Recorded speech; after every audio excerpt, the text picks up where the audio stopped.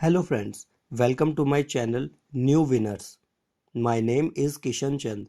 This is my first video on YouTube and I hope you all will like it. आज मैं आप सभी को अगले महीने यानी जनवरी 2026 में होने वाले एसएससी सीजीएल मेंस के लिए कुछ इम्पॉर्टेंट टिप्स एंड कुछ एडवाइस देने वाला हूँ ताकि आपका सिलेक्शन थोड़ा इजी हो सके.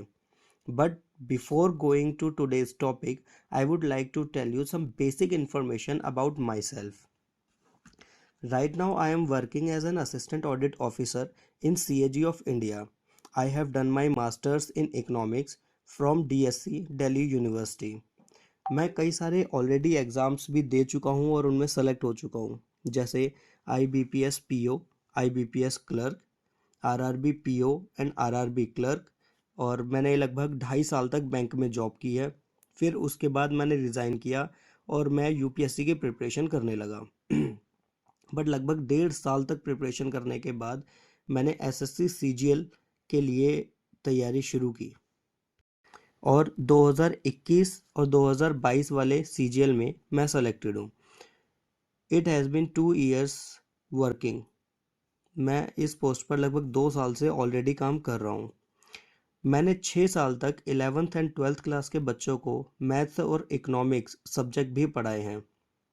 मैंने तब तक पढ़ाया जब तक मेरी जॉइनिंग नहीं हो गई बैंक में.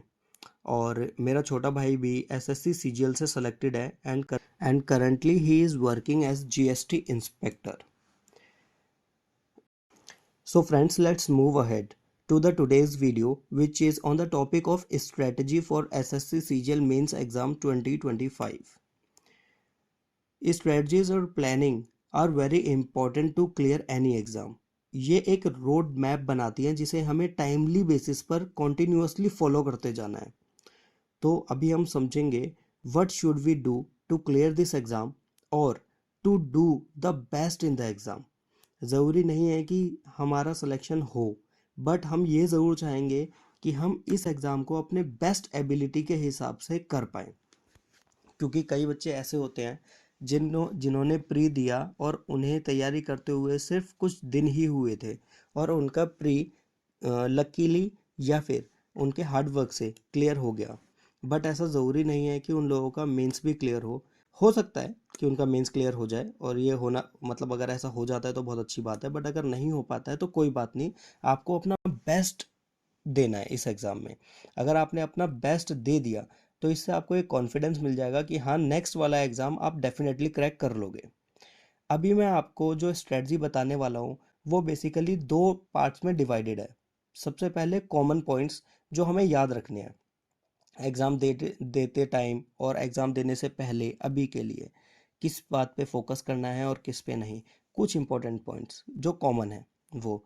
और फिर मैं बताऊंगा आपको सब्जेक्ट स्पेसिफिक स्ट्रेटजीज कि सब्जेक्ट वाइज आपको क्या क्या क्या करते जाना है ताकि आपको हर एक फील्ड में हर एक सब्जेक्ट में आपको महारत हासिल हो सके और आपका सिलेक्शन हो पाए. तो शुरू करते हैं. सबसे पहले common points to remember. First point है स्टे काम एंड फोकस्ड. किसी भी चीज़ की बिल्कुल हड़बड़ाहट नहीं करनी है आपको.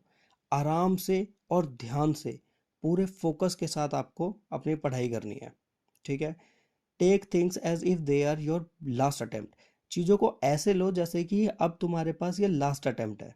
चाहे तुम्हारे पास भले ही कितने ही अटेम्प्ट्स बाकी हों, एज बाकी हो, बट कोई बात नहीं. आपको यहाँ अब ये जो आने वाले 22 से 23 दिन है या 24 दिन है, इनको इस तरीके से प्रिपेयर करना है जैसे कि आपका ये लास्ट अटेम्प्ट हो. आपने भाग मिल्खा भाग मूवी देखी होगी.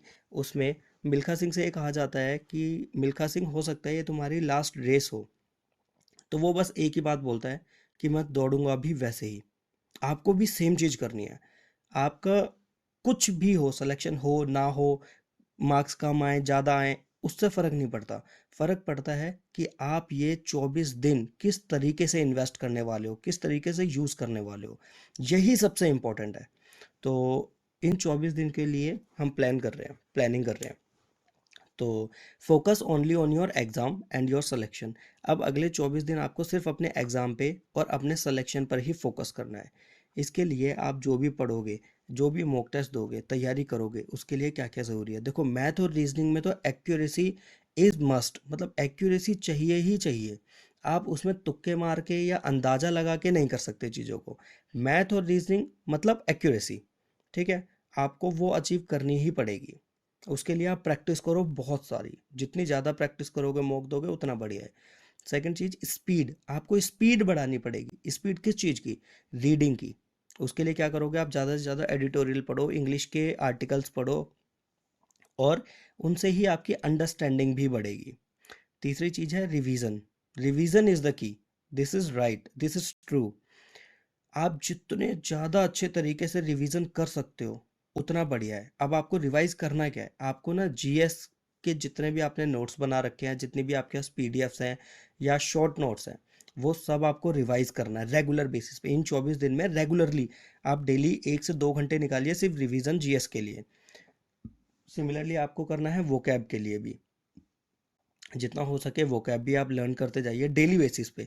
आप अब तक जो कर रहे थे वो भी करनी है, ठीक है, बट अब जो पहले कर चुके हो उन सबको रिवाइज भी करते जाना है, ठीक है। और मैथ्स के फॉर्मूले, मैथ्स के फॉर्मूले तो आपको याद करने ही चाहिए, सारे फॉर्मूले आपको याद होने चाहिए, मतलब जो भी सिलेबस में है। ऐसा नहीं कि आप कुछ भी याद करने लगो, वो नहीं, जो सिलेबस में है। हम सिलेबस वाइज भी चलेंगे, डिस्कस करेंगे, तो उसमें हम इस चीज़ को ज़्यादा एक्सप्लेन करेंगे। अब आ जाओ मॉक टेस्ट पे और उसके एनालिसिस पे, कि आपको मॉक टेस्ट किस तरीके से देना है और कैसे एनालाइज करना है उसे।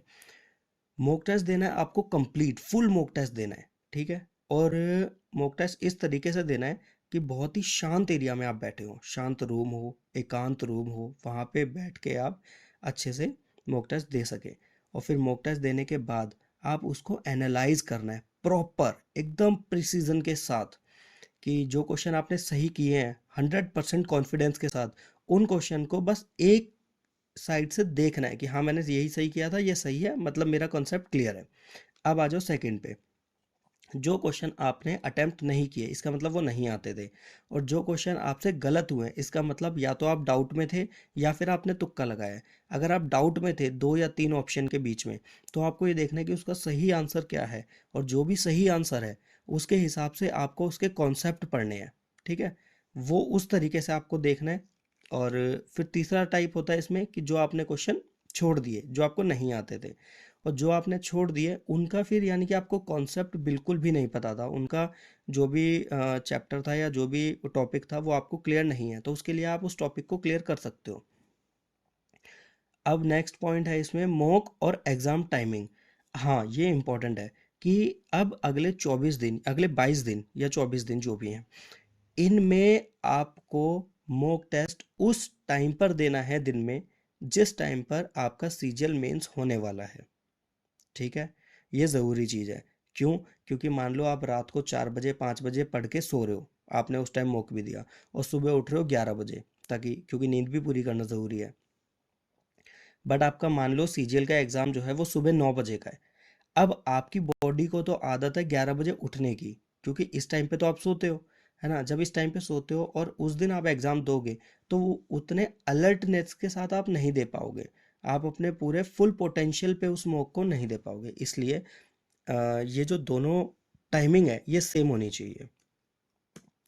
नेक्स्ट पॉइंट, अब हम चलते हैं कि हमारा जो एग्ज़ाम है एसएससी सीजीएल मेंस का, उसका फॉर्मेट क्या है। इसमें 3 सेक्शन है, सेक्शन 1 2 3। 1 में मैथ और रीजनिंग है, 2 में इंग्लिश और जीएस है या जीए, और थर्ड में आपका कंप्यूटर का है, ठीक है। और उसके बाद एक आपका टाइपिंग टेस्ट भी होगा, डेटा एंट्री स्पीड टेस्ट जो बोलते हैं। हर एक में मैथ्स आपका 90 मार्क्स का है, 30 क्वेश्चन है, 3 मार्क्स ईच, 90 मार्क्स। रीजनिंग आपका जो है सेम 30 क्वेश्चंस है, जो 3 मार्क्स ईच है, 90 मार्क्स का ही हो गया।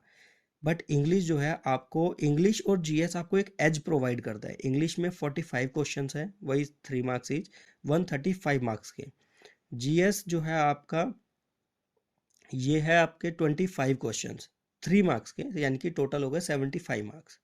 अब कंप्यूटर आपके 20 क्वेश्चंस हैं और इसमें 3 मार्क्स ईच है, तो ये 60 मार्क्स का हो गया टोटल।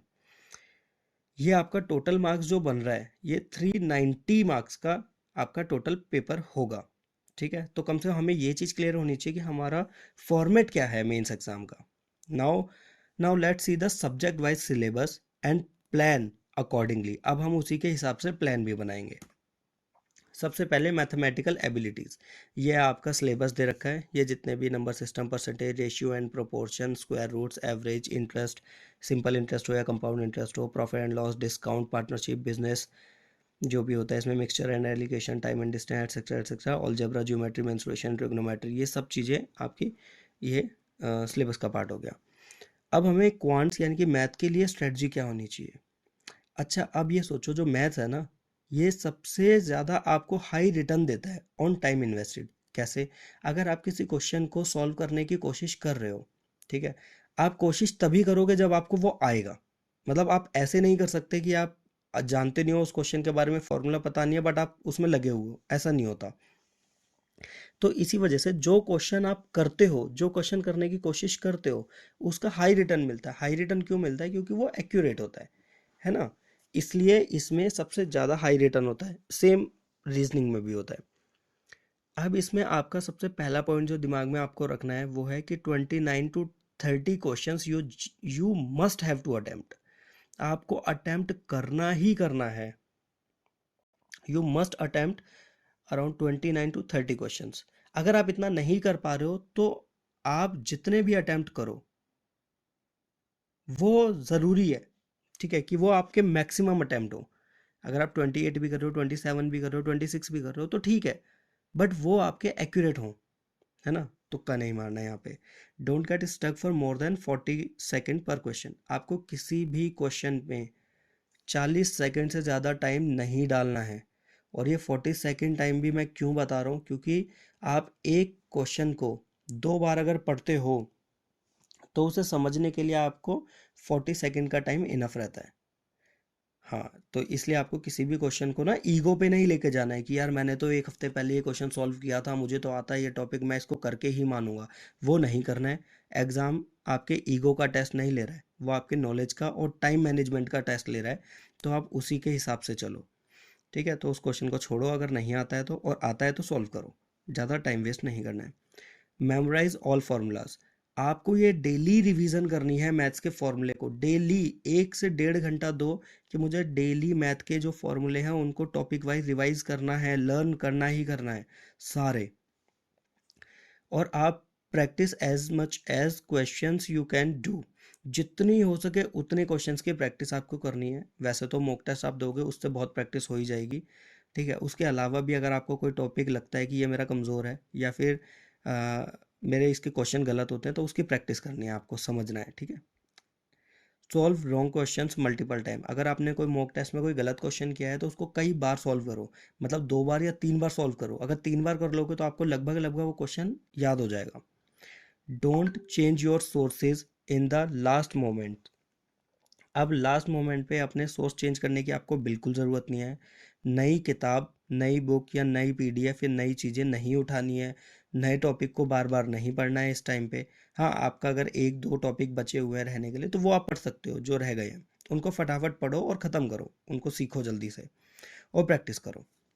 अच्छा, एक इम्पॉर्टेंट चीज़ जो आपको समझनी है वो है take screenshot note of your wrong questions. अगर आपने गलत क्वेश्चन किया ना तो उनके स्क्रीनशॉट ले लो सही आंसर के साथ, ताकि ये ना आपको एंड टाइम पे क्विक रिवीजन के टाइम पे आपको बहुत हेल्प करेंगे, ठीक है। इससे आपका टाइम बहुत बचेगा और आप वो पॉइंट्स लर्न कर लोगे, रिवाइज कर लोगे जो आपके लिए बहुत इंपॉर्टेंट है, जहाँ पे आप ऑलरेडी गलती कर चुके हो।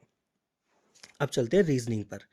रीजनिंग का ये सिलेबस है आपके सामने, ठीक है। इसमें जो भी सारे पॉइंट्स हैं ये सब आपको देखने हैं। रीजनिंग की क्या स्ट्रेटजी होनी चाहिए? तो सबसे पहले तो this is an accuracy game. Reasoning जो है एक्यूरेसी का खेल है। मैंने आपको पहले ही बताया था मैथ और रीजनिंग दोनों में ही एक्यूरेसी चाहिए ही चाहिए, है ना। तो आप जितने ज़्यादा क्वेश्चंस अटेम्प्ट करोगे उतना ज़्यादा बेटर होगा। अगर आप सारे क्वेश्चन अटेम्प्ट करते हो तो वो बेस्ट है, और एक्यूरेसी के साथ वो बेस्ट है। हाँ, आप अगर 1-2 क्वेश्चन कम भी अटैम्प्ट कर रहे हो तो ठीक है, बट आपको अटैम्प्ट जो भी क्वेश्चन करो वो सारे एक्यूरेसी के साथ करने हैं। Easy and scoring but focus on logical reasoning. आपको ना लॉजिकल रीजनिंग वाले क्वेश्चंस पे बहुत फोकस करना है। जैसे जो स्टेटमेंट्स वाले आते हैं, कंक्लूजन आते हैं, उनके जब मॉक टेस्ट देते हो आप, तो आप उन सही करने के बाद भी उनकी आंसर की एक्सप्लेनेशन देखा करो कि मैंने जो सोचा था वही एक्सप्लेन किया हुआ है ना इन्होंने। इस तरीके से। या फिर अगर आपको नहीं आ रहा था तो उसका सही एक्सप्लेनेशन पढ़ो, समझो उसे, ठीक है। और अब फिर भी ना समझ आए तो बहुत सारी यूट्यूब पर वीडियोस हैं, या फिर आपको जहाँ से ठीक लगे बुक वगैरह है आपके पास तो उससे भी, बट वो चीज़ें करेक्ट करो, उन्हें सीखो लॉजिकल रीजनिंग के। अब आ जाओ, एक्यूरेसी इज मस्ट, ये तो बता ही दिया मैंने। सो केयरफुली रीड द क्वेश्चंस, हाँ ये बहुत इंपॉर्टेंट है कि आपको ना क्वेश्चंस बहुत ध्यान से पढ़ने हैं, क्योंकि कई बार होता है वो पूछ रहा होता है कि इनमें से कौन नहीं है। आपको नहीं है वाला पूछा है, बट आपने फर्स्ट ऑप्शन देखा कि हाँ यार यही नहीं है तो यही वाला कर दो, या फिर ये है यही कर दो, बट वहाँ पूछ रहा था वो नॉट वाला, और आपने मार्क कर दिया कि यार पॉजिटिव पूछ रहा होगा, बट नहीं। डायरेक्शंस जो भी क्वेश्चन में दे रखी है उन्हें ध्यान से पढ़ो, जल्दी बट ध्यान से। और साथ में जो ऑप्शंस है उनको सबको पढ़ लो एक बार। ऐसा नहीं होना चाहिए कि आप 3 ऑप्शन में से तीसरा वाला आपको ठीक लगा, आपने टिक किया और चल दिए, पता चला कि चौथा वाला जो आंसर था, फोर्थ ऑप्शन जो था वो ज़्यादा एक्यूरेट था, ठीक है। तो ऐसा नहीं होना चाहिए, इस चीज़ का हमेशा ध्यान रखना है। Practice same topic from mock test and YouTube videos, practice कर लो, आपको जो भी टॉपिक आपका कमज़ोर है तो वो आप देख लेना।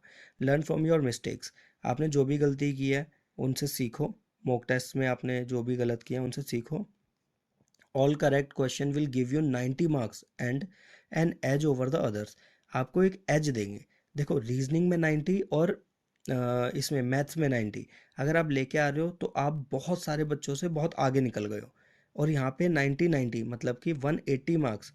अगर हम एक एक क्वेश्चन इनका कम भी कर लें, तो जैसे अगर आप एक क्वेश्चन एक्स्ट्रा अटेम्प्ट करते हो, मतलब एक गलत क्वेश्चन अटेम्प्ट कर लेते हो, तो भी आपका कितना 4 मार्क्स इसके गए, 4 उसके गए, तो 180 माइनस में 8, 172 मार्क्स। तो 172 मार्क्स लाना भी अच्छी अचीवमेंट है, ठीक है, बहुत अच्छा स्कोर है वो।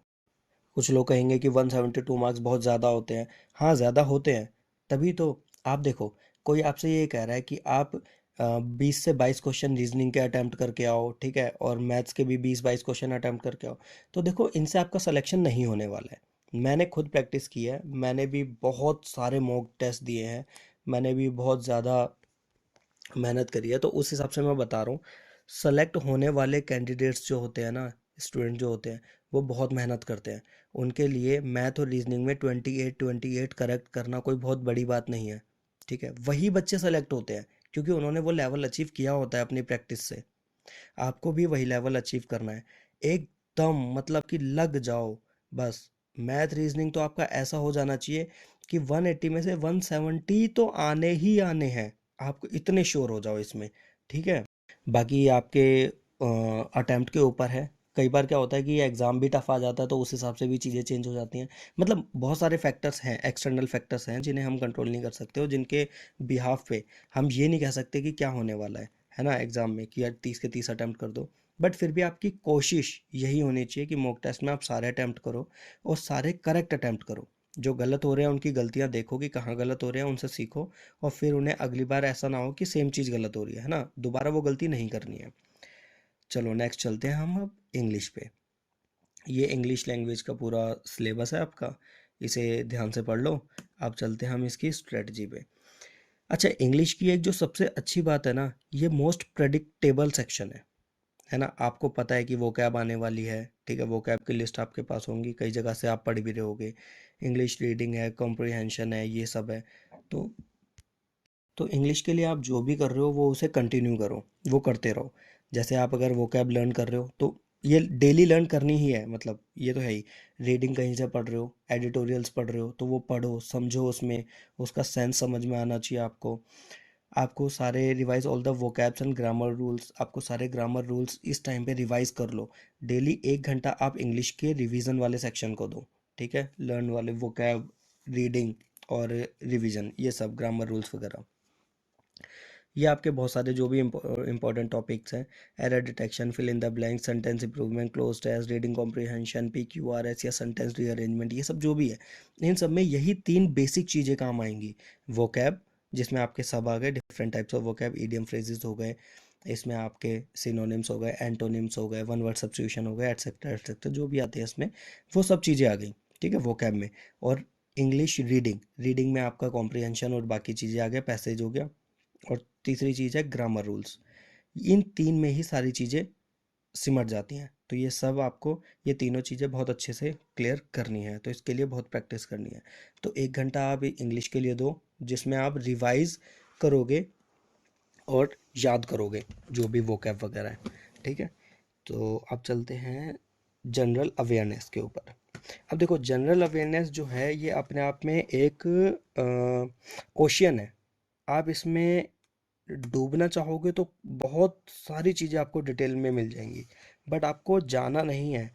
किसी भी टॉपिक को इतना नहीं पढ़ लेना है कि आप किसी और टॉपिक को पढ़ ही ना पाओ। जैसे कोई भी एक सब्जेक्ट ऐसा नहीं पढ़ना, जैसे हिस्ट्री आपने पढ़ने लग गई, ये मैंने इसलिए स्पेशली लिखा हुआ है कि अवॉइड डीप हिस्ट्री नाउ। इस टाइम पे आपको हिस्ट्री ही नहीं, किसी भी टॉपिक को इतना डीप नहीं पढ़ना है कि आप बाकी जगह पे ध्यान ही ना दे पाओ। अब देखते हैं हम जनरल अवेयरनेस के बारे में। This is a quick win section. हाँ, ये है कि आप 5 मिनट के अंदर, 5 से 6 मिनट या 7 मिनट के अंदर, 8 मिनट के अंदर 30, 30 नहीं 25 क्वेश्चन है इसमें, 25 के 25 क्वेश्चन अटेम्प्ट कर सकते हो। ठीक है, तो ये बहुत आपका क्विक सेक्शन है, आप इसमें जल्दी जल्दी कर सकते हो, कमांड कर सकते हो, इसमें टाइम आपका काफ़ी बचेगा। तो ये एक पॉजिटिव पॉइंट है यहाँ का, जनरल अवेयरनेस का। लेकिन एक चीज़ का ध्यान रखना है आपको, ये जो मैं बताने वाला हूँ ये बहुत इम्पॉर्टेंट है। मैथ, रीजनिंग, इंग्लिश, ये आपका सिलेक्शन करवाएंगे। लेकिन जनरल अवेयरनेस में, जीएस में या जीए में आप कितना स्कोर करते हो, ये आपकी रैंक, डिज़ायर्ड पोस्ट और लोकेशन, ये तीनों डिसाइड करेगा। क्यों? क्योंकि देखो, मैथ रीजनिंग में सभी के सभी मोस्टली जो बच्चे सेलेक्ट हो जाते हैं, मैं उनकी बात कर रहा हूँ, एवरेज की बात नहीं कर रहा। ठीक है, तो वो सभी 28 29 30, 28 29 30 करेक्ट करते ही करते हैं मैथ रीजनिंग में। ठीक है, तो वहाँ पे उनका ज़्यादा से ज़्यादा 5 से 6 नंबर का ही गैप आता है। सेम इंग्लिश में भी है उनके, इंग्लिश में भी वो बहुत अच्छा अटैम्प्ट करते हैं, तो उनका वहाँ भी ज़्यादा गैप नहीं आता आपस में। ठीक है, लेकिन जो जीएस है यही डिसाइड करता है कि उनमें किसकी रैंक 1 आएगी, किसकी 2 आएगी, किसकी 100 आएगी और किसकी 1000 आएगी। तो वो डिसाइड होगा जीएस के मार्क्स से। तो इसीलिए आपको बहुत ध्यान से इसको पढ़ना चाहिए। ठीक है, इसमें आपको करना क्या क्या है, रिवाइज, रिवीजन तो देखो है ही है। आपको रिवीजन के लिए ना, जीएस को कम से कम 2 घंटे दो, इंग्लिश को 1 घंटा दो, मैथ के फॉर्मूले को 1 घंटा दो। तो 2 घंटे अगर आप जीएस को दे रहे हो तो 4 घंटे आपके रिवीजन रिवीजन के डेली अब आपको देने चाहिए। बाकी मॉक टेस्ट और उसके एनालिसिस को देना है। ठीक है, तो आपको revise and learn static GK पढ़नी है, आपको जो भी है आपका, आपके नोट्स होंगे उनसे पढ़ो जल्दी जल्दी। Go through from the last 10 12 months current affair. हाँ, ये पिछले 1 साल के आप करंट अफेयर देखना। मैं अपने टाइम पे तो इसको ज़्यादा ध्यान नहीं रखता था, क्योंकि उस टाइम पे 2 या 3 क्वेश्चन आते थे। अब अगर ज़्यादा क्वेश्चन भी आते हैं तो भी आप एक काम करना, मंथली वीडियोस देख लेना। ठीक है, वो ज़्यादा इंपॉर्टेंट है, मतलब ज़्यादा हेल्पफुल रहेगा। बट हाँ, कुछ लोगों को पीडीएफ से पढ़ना पसंद है तो वो उससे कर सकते हैं, बट बहुत ज़्यादा डीप मत करना, है ना। Important schemes, sports events, reports, ये सब देख लेना। Revise your GS notes multiple times, ये बहुत इंपॉर्टेंट है। Next, computer knowledge. कंप्यूटर के लिए मैं आपको एक चीज़ बता रहा हूँ कि आपको 60 में से 35 प्लस का स्कोर टारगेट लेके चलना है। ठीक है, कि 35 प्लस मेरे को लेके आना है। उसके लिए क्या करना है आपको, किसी भी एक यूट्यूब चैनल से या किसी भी एक जगह से आप इसको, कंप्यूटर को कंप्लीट कर सकते हो। इसमें बहुत ज़्यादा आपका टाइम लगेगा नहीं, मुझे लगता है कि 1 हफ्ते के अंदर अंदर पूरा कंप्यूटर का सिलेबस आप कवर कर लोगे। ठीक है, बाकी प्रैक्टिस मॉक टेस्ट वाली, ये ज़रूरी है। Next, how to use your Brahmastra, that is mock test. Mock test के लिए अगर मैं सिर्फ एक बात कहूँ आपको, तो जितने ज़्यादा मॉक टेस्ट आप दे सको उतने ज़्यादा मॉक टेस्ट दो। मैंने खुद अपने मेंस एग्ज़ाम से पहले पहले अराउंड 75 मॉक टेस्ट दिए थे मेंस के, और प्री के तो मैं 120 प्लस दे चुका था। मैंने बहुत सारे अलग अलग सोर्सेज के ना वो खरीद रखे थे मॉक टेस्ट। तो इसलिए मैं आपको बता रहा हूँ, ये बहुत ज़्यादा हेल्पफुल रहता है। इससे आपके सारे जितने भी आपके ज़रूरी पॉइंट्स हैं, जैसे स्पीड, ठीक है, कॉन्फिडेंस, ये सब चीज़ें ये आपको प्रोवाइड करेगा, ये आपको देगा, आपको समझाएगा कि किस तरीके से आपको मॉक टेस्ट या फिर एग्ज़ाम में परफॉर्म करना है। तो मॉक टेस्ट से ही पता चलेगा। Mock test strategy very important, ये बहुत इंपॉर्टेंट है। डेली एक मॉक टेस्ट दो आप, रेगुलरली डेली। ठीक है, सेम जो एग्ज़ाम का टाइम रहेगा उसी टाइम पे देना है।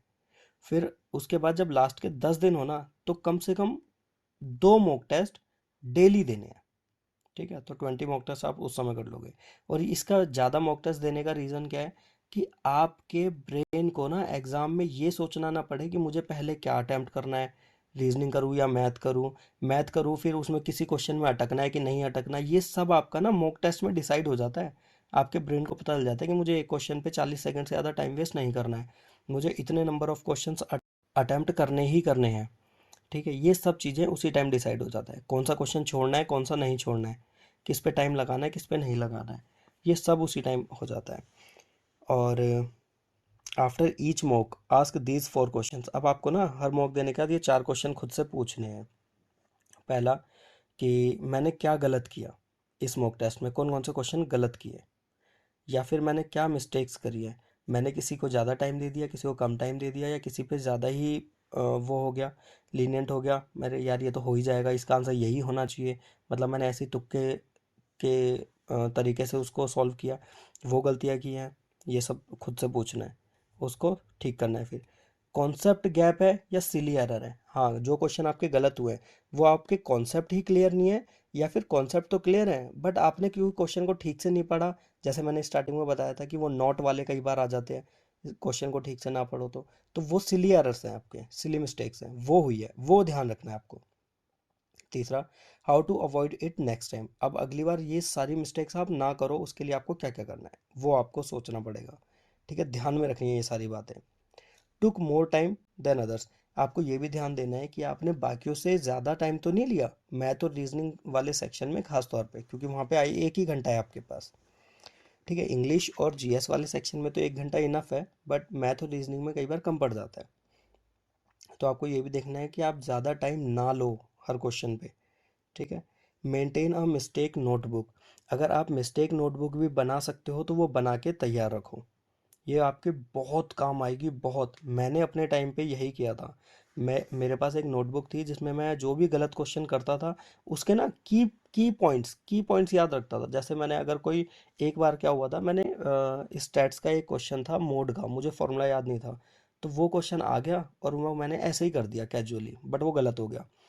फिर मैंने उसका फॉर्मूला याद कर लिया, और उस टाइम पे ना स्टैट्स के क्वेश्चन इजीली नहीं आते थे, नहीं पूछते थे, बट वो उस मॉक में आ गया और वो मैंने याद कर लिया। और जो एग्ज़ाम मैंने दिया 2022 वाला, उसमें भी वो मोड का क्वेश्चन आया था, तो लकीली वो मेरे काम आ गया। ठीक है, तो ये इस तरीके से हेल्प करता है आपको।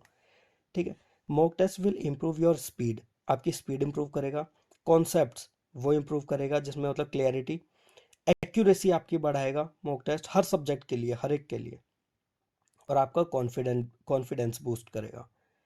अब ये सब चीज़ें आपको मॉक टेस्ट प्रोवाइड करते हैं। और एक और चीज़, consider your percentile not marks. आपको ये नहीं सोचना है कि आपको 390 में से 310 नंबर या 340 नंबर या 360 नंबर आए हैं या 260 नंबर आए हैं, ये नहीं सोचना है। मार्क्स इज़ नॉट इम्पॉर्टेंट, आपके लिए मार्क्स इम्पॉर्टेंट नहीं है। ठीक है, वो पर्टिकुलर जो भी नंबर आए हैं वो इम्पॉर्टेंट है ही नहीं। आपके लिए हमेशा इंपॉर्टेंट रहना चाहिए परसेंटाइल। परसेंटाइल से आपको पता चलता है कि आप कहाँ पर हो। ठीक है, तो परसेंटाइल इंपॉर्टेंट है। और हाँ, अगर कम लोग हैं, जैसे अगर मॉक टेस्ट अटैम्प्ट ही सिर्फ 70 लोगों ने किया है, तो उसमें परसेंटाइल नहीं देखना, तब आपको मार्क्स ही देखने हैं। बट क्योंकि ज़्यादातर बच्चे मॉक टेस्ट देते हैं, तो आपको परसेंटाइल को ही मतलब प्राइमरीली लेके चलना है। ठीक है, बाकी आप सभी को मेरी तरफ से ऑल द वेरी बेस्ट। आपके सीजीएल एग्ज़ाम की जो डेट है वो 18 जनवरी है, 18 तारीख को एग्ज़ाम होने वाला है आपका। 22-23 दिन ही बचे हैं अब, तो पूरा एकदम रम जाओ फ्रेंड्स, एकदम लग जाओ। मैं चाहता हूँ सबका जो भी मेहनत कर रहा है उन सबका सिलेक्शन हो। बाकी thank you for watching. Please like and share this video and subscribe to the channel for more such videos.